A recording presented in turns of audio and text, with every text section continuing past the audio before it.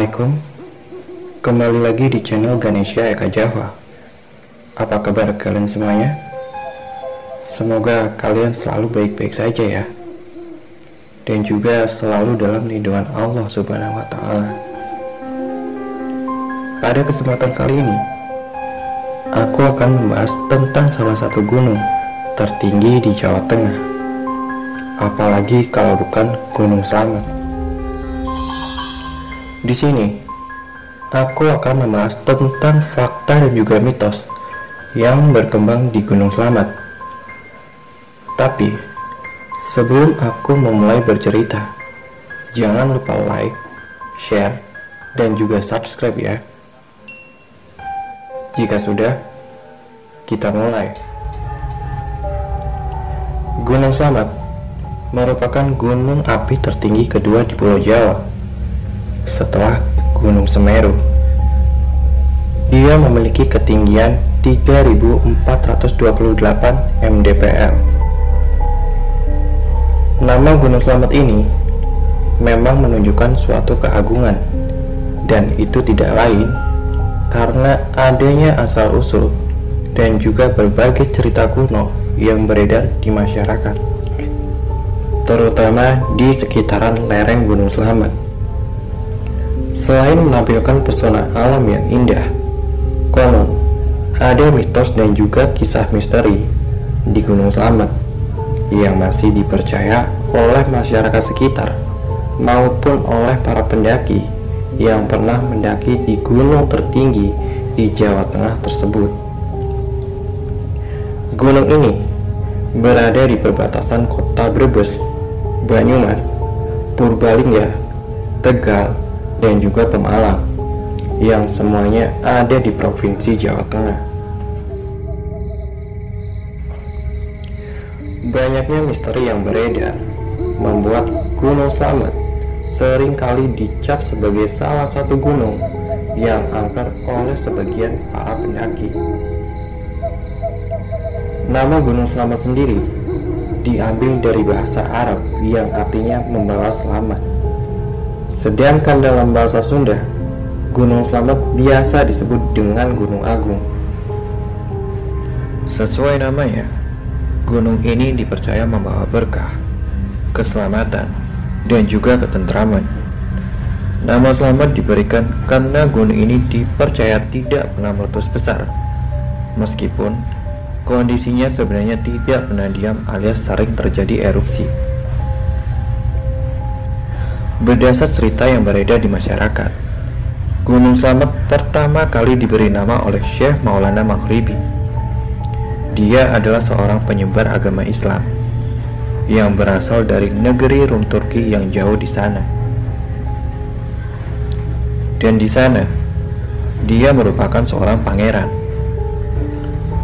Pada suatu hari, setelah melaksanakan ibadah sholat subuh, Syekh Maulana melihat cahaya yang misterius yang menjulang tinggi di angkasa. Syekh Maulana pun merasa tertarik dan ingin mengetahui di mana sumber cahaya misterius tersebut. Akhirnya, beliau pun memutuskan untuk menyelidikinya sambil menyebarkan agama Islam. Dengan ditemani pengikutnya yang sangat setia, yang bernama Haji Datuk, serta diikuti oleh ratusan pengawal kerajaan. Kemudian, mereka berlayar menuju ke arah sumber cahaya tersebut. Akan tetapi, ketika kapal yang dinaikinya tiba di pantai Gresik, Jawa Timur, tiba-tiba saja cahaya tersebut muncul kembali di sebelah barat. Dia pun memutuskan untuk kembali ke arah barat, hingga sampailah dia di pantai Pemalang, Jawa Tengah. Kemudian, di pantai Pemalang, Syekh Maulana menyuruh hulu balangnya atau pemimpin pasukannya untuk segera pulang ke Turki. Sementara beliau melanjutkan perjalanannya dengan ditemani oleh Haji Datuk, dengan berjalan kaki ke arah selatan sambil menyebarkan ajaran agama Islam di sana. Ketika cahaya tersebut melewati daerah Banjar, Tiba-tiba saja beliau menderita sakit gatal di seluruh tubuhnya. Dan penyakit gatalnya itu sangat susah untuk disembuhkan. Pada suatu malam, setelah menjalankan sholat tahajud, Syekh Maulana Maghribi ia mendapat ilham jika beliau harus pergi ke Gunung Gora. Dan setibanya di Gunung Gora, beliau pun meminta Haji Datuk untuk meninggalkannya sendirian dan menunggu di suatu tempat yang mengeluarkan kepulan asap, yang ternyata disitulah ada sumber air panas yang mempunyai 7 buah pancuran. Syekh Maulana pun akhirnya memutuskan untuk tinggal di sana dan berobat dengan mandi secara teratur di sumber air panas yang memiliki 7 buah mata air. Akhirnya, penyakit yang dideritanya pun sembuh total.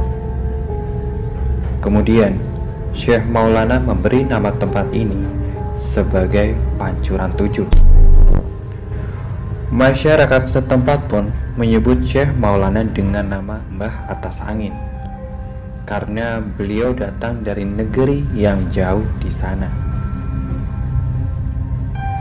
Kemudian, Syekh Maulana Maghribi pun memberi gelar kepada Haji Datuk dengan sebutan Rosuludi, yang dalam bahasa Jawa berarti Batur Kang Adi atau abdi yang setia. Sementara desa tersebut kemudian dikenal dengan sebutan Baturadi, yang lama-kelamaan menjadi Baturaden. Baturadi menjadi Baturaden.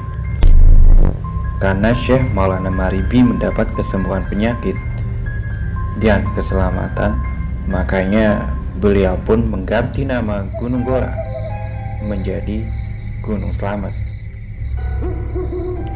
Berikutnya, aku akan membahas tentang mitos-mitos yang berkembang di Gunung Slamet. Gunung Slamet merupakan salah satu pusat pemersatu wilayah Jawa Tengah dan juga Jawa Barat. Bila dilihat dari letak geografisnya, Gunung Slamet membentang dari utara ke selatan, yang dikelilingi oleh 5 wilayah kabupaten sekaligus dan juga berbatasan langsung. Jika kita lihat dari peta, kondisi ini membentuk suatu garis lurus dari utara hingga ke selatan. Mitos yang pertama adalah terbelahnya Pulau Jawa jika Gunung Slamet meletus. Sejak pertama kali meletus, Gunung Slamet tidak pernah lagi diam.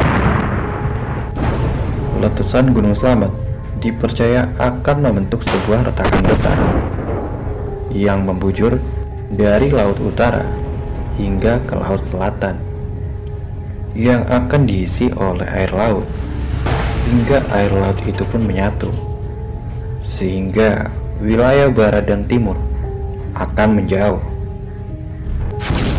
Mitos Gunung Slamet yang letusannya bisa membelah Pulau Jawa ini kerap kali menghantui masyarakat yang percaya. Menurut ramalan Sri Aji Joyoboyo atau Pangeran Joyoboyo yang hidup di awal abad ke-12, Pulau Jawa akan terbelah dua akibat amblesnya permukaan tanah yang membujur dari laut utara hingga ke laut selatan. Masyarakat sekitaran maupun pendaki tentu tidak asing lagi dengan anggapan angker di Gunung Slamet. Beberapa legenda mistis ada di sana yang menjadi bumbu cerita di setiap pendakian ke Gunung Slamet. Berikutnya adalah tentang Puncak Surono. Gunung Slamet sendiri mempunyai sebuah kawah besar yang bernama Segarawedi atau Lautan Pasir. Salah satu puncak di Gunung Slamet bernama Puncak Surono.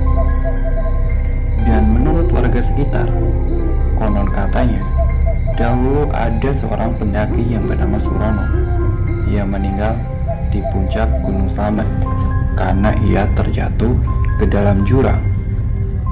Dan untuk menghormati dirinya, terdapat sebuah tugu penghormatan di atas puncak Gunung Slamet yang disebut dengan Puncak Surono. Dan katanya, hingga saat ini sosok Surono kerap menampakkan diri kepada para pendaki yang berbuat kurang sopan di Gunung Slamet. Terkadang juga ada suara teriakan seperti orang yang meminta tolong, yang dipercaya itu adalah suara dari Surono. Wallahu a'lam bishawab.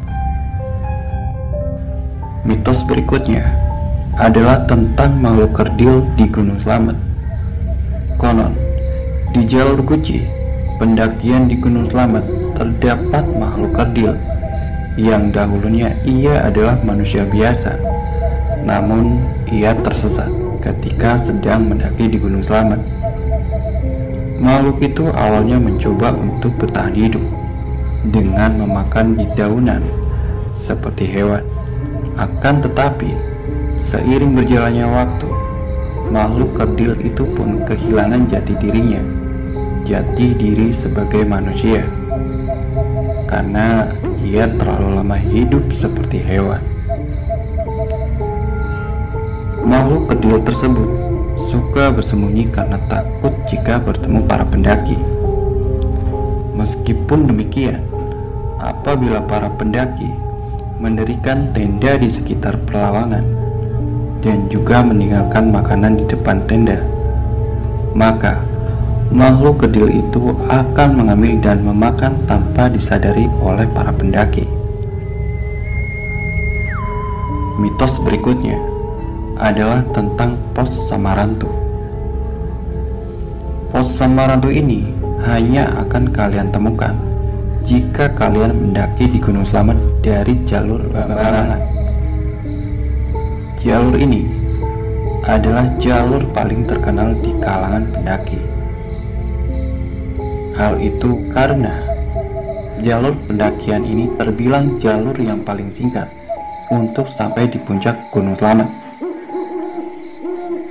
Namun, jika akan melewati jalur pendakian ini, kalian akan melewati salah satu tempat sakral yang penuh dengan cerita misteri dan juga mistis. Konon katanya, jalur pendakian tersebut adalah pintu gerbang besar menuju ke kerajaan gaib. Hal itu mengacu ke dua pohon besar yang sekilas benar-benar memang seperti sebuah pintu masuk untuk ke alam yang tidak kasat mata tersebut. Begitu kalian masuk ke sana, kalian akan sampai di pos Samarantu. Pos pendakian ini adalah salah satu pos angker yang berada di sana. Terlepas dari adanya pro dan kontra pos pendakian Samarantu, konon katanya juga berasal dari dua suku kata, yaitu samar dan hantu, yang jika disatukan maka berarti hantu yang samar. Hal ini pun dikuatkan oleh beberapa cerita para pendaki yang mengaku sering diganggu oleh makhluk tidak kasat mata, seperti dipisahkan dari rombongan pendaki.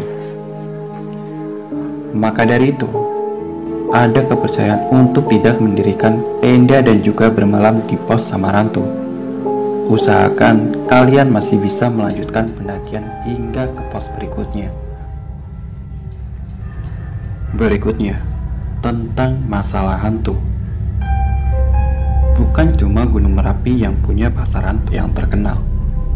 Gunung Slamet ternyata juga ada mitos pasar hantu, tepatnya ada di puncak gunung tersebut. Lereng-lereng Gunung Slamet adalah bebatuan dan pasir yang jika angin tengah bertiup kencang di sana, hal itu akan menimbulkan suara yang cukup berisik. Ketika suasana sudah menjadi senyap, konon banyak pendaki yang mengaku mereka mendengar suara seperti banyak orang yang berada di tengah pasar dan terdengar seperti banyak transaksi jual beli di sana.